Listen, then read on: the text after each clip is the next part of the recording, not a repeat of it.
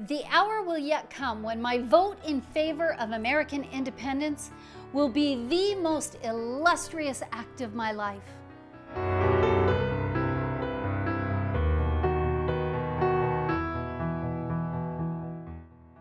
John Morton. John Morton. John Morton.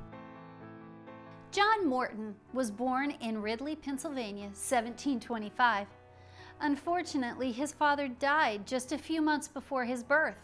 John's intelligence and his good work ethic was noticed very early on by those around him. After John's mother remarried, his new stepfather, who was a very well-educated gentleman from England, was able to teach young John everything he knew in the comfort of their own home. Now, this served John very well as he became a surveyor, a farmer, a professor of religion, and a politician.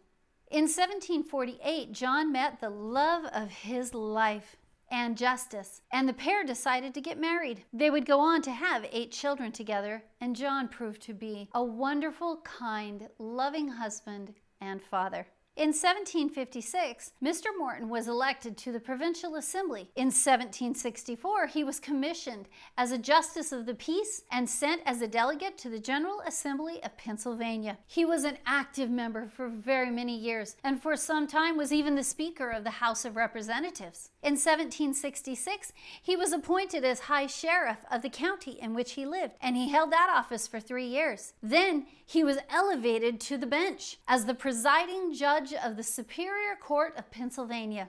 One of John Morton's most important public acts was to change his vote from no to yes in the support of the Declaration of Independence on July 2nd.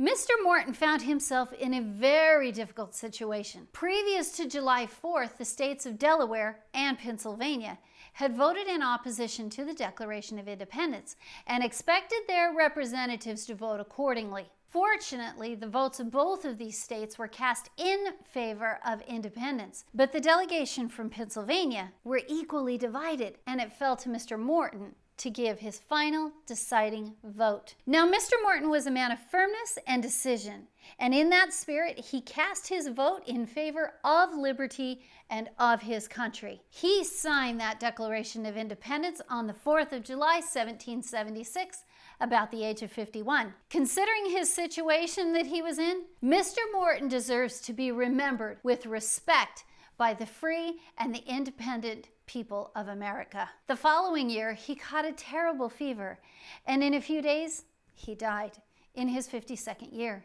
His only enemies were those who wouldn't forgive him for his vote in favor of independence. And at the hour of his death, he remembered those unforgiving people, and he asked those at his bedside, please tell them, the hour will yet come when my vote in favor of American independence will be the most illustrious act of my life.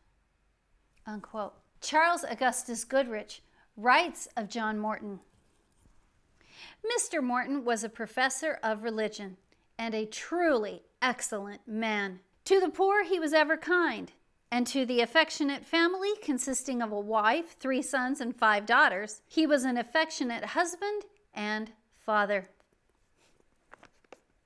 So my question is this: do we stand by our word?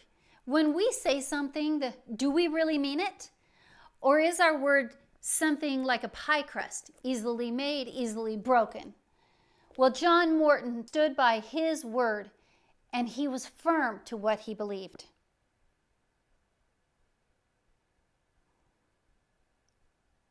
The end.